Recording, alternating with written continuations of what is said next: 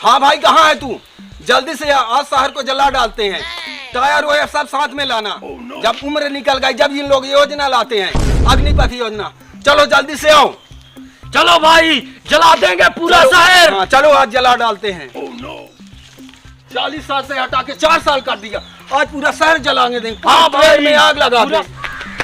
अरे भैया आप कहाँ बैठे हैं? आप भी चलिए, आज पूरा शहर जला देंगे। आप कहाँ जा रहे हैं आप लोग? अरे भैया, हमारे साथ सरकार बहुत नाइंसाफी कर रही है। 40 साल हटा के 4 साल कर रही है, आज पूरा शहर जला डालेंगे।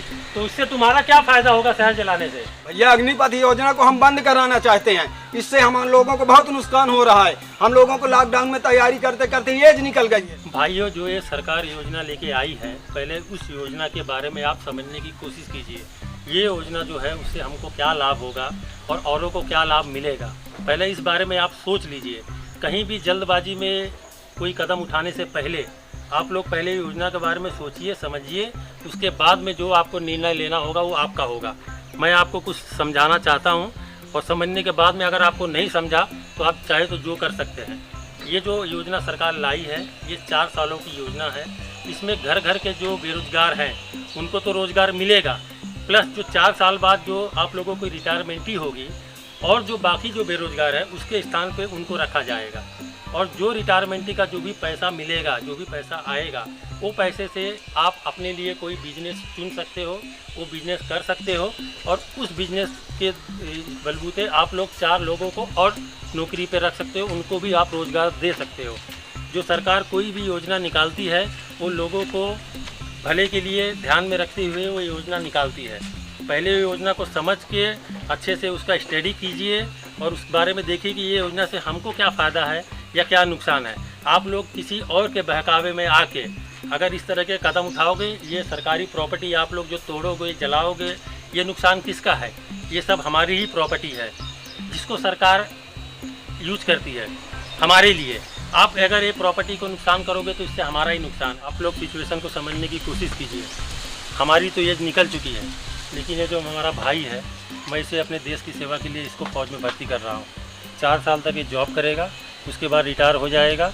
उसके बाद में इसके स्थान पे किसी और का भाई, किसी और का बेटा इनका स्थान लेके वो 4 साल तक देश की सेवा करेगा और जो रिटायरमेंटी इसको मिलेगी उस रिटायरमेंटी से ये बिजनेस करेगा और अपने जैसे 4 लोगों को रोज़गार पे रखेगा।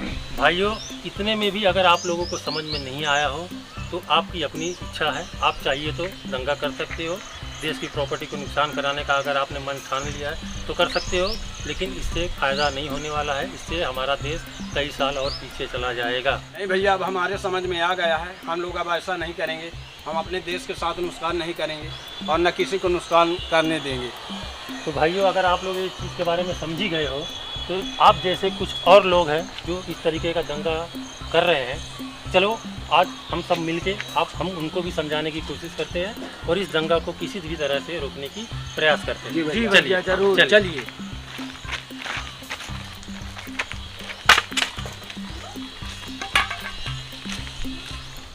भाइयों, ये वीडियो बनाने का हमारा सिर्फ एक ही मकसद है कि हम ज़्यादा से ज़्यादा लोगों को समझा सकें कि ये जो दंगा फसाद करने से हमारा कोई फ़ायदा नहीं, हमारा नुकसान ही है।